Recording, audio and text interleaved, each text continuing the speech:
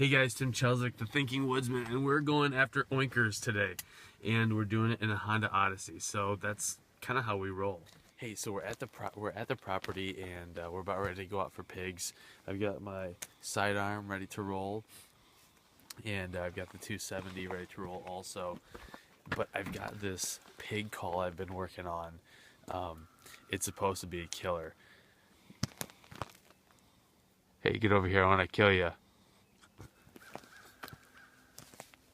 It's worth a try. We're tracking right now, and we're seeing a lot of sign. Check this out. It looks like someone came through here with some small equipment to move dirt, but this is the power of these pigs.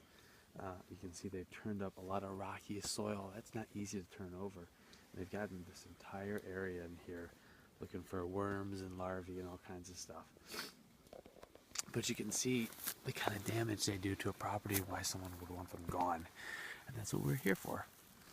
Alright, making the transition from deer hunting to pig hunting is a little different. There's a couple nuances that you have to watch for. One of them is when you track these animals, pig tracks look deceptively a lot like deer tracks. Check this out. So, at first glance you might think this is a deer track, but it's a lot stubbier than a deer track and rounded. So this is definitely a pig, but if you were just to kind of look at this as you're walking down the trail, you might just dismiss it as a deer and go right on. So we've been hiking around and haven't seen a single pig, but we've seen tons of pig sign. And so we've seen footprints, and we've seen the soil dug up. This is kind of a third type of sign that we've seen, and that is a rubbing pole.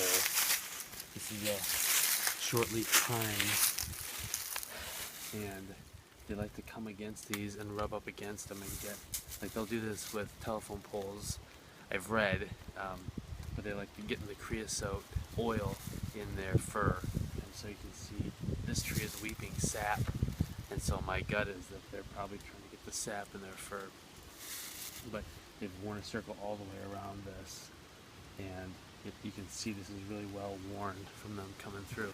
We took a little bit of time this afternoon to just relax and hang out in the van and catch up on some sleep because it was an early morning, and now we're gonna go out for the last push of the day. And during the daytime, we were spending most of our time actively searching out hogs and finding lots of sign.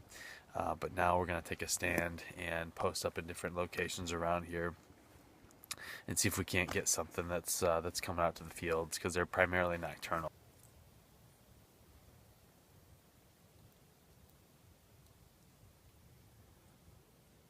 I'm set up here on this lake. I can oversee the entire valley from ridge to ridge, and the sun has gone down.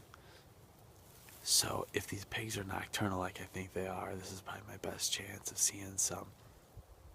I have to say, not being a full-fledged pig hunter, it's a little challenging to be out here seeing a bunch of pig sign and not seeing any pigs, and also not knowing, like, is this a fresh track?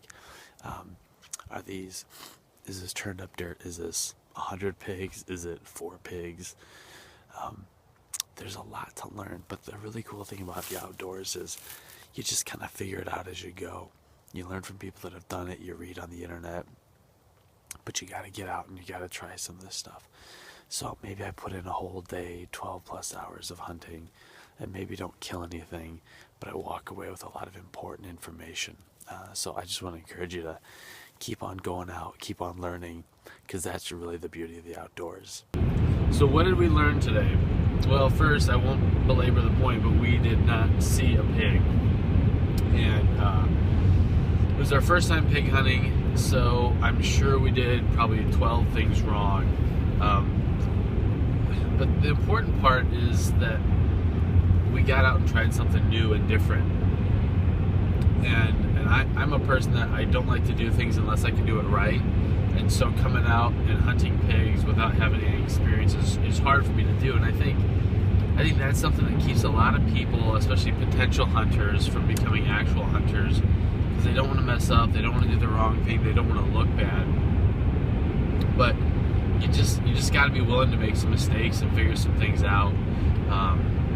So that's what we did today. We'll get better. We learned a bunch of stuff in terms of knowing what pig sign looks like and seeing how they travel across the land. So we learned some stuff, and we'll just take that and apply it to next time, and you just do that iteratively until you start seeing and killing some animals. So regardless of your outdoor pursuit, just give it a try. Just see what you can do, and you surprise yourself. You may shoot something the first time out, it may take you a year to kill something. The other thing, which I didn't quite expect, was that minivans are awesome for hunting. I'm not proud of the fact that we drove our minivan down to the property we were hunting, but you talk about being able to get people in here and get gear in and do it all in relative comfort. It's embarrassingly awesome. So I'm not ashamed to say that I am a fan of minivans for hunting trips. Thanks for checking out the video. I appreciate it. If you haven't already, consider liking The Thinking Woodsman on Facebook and following our other shenanigans.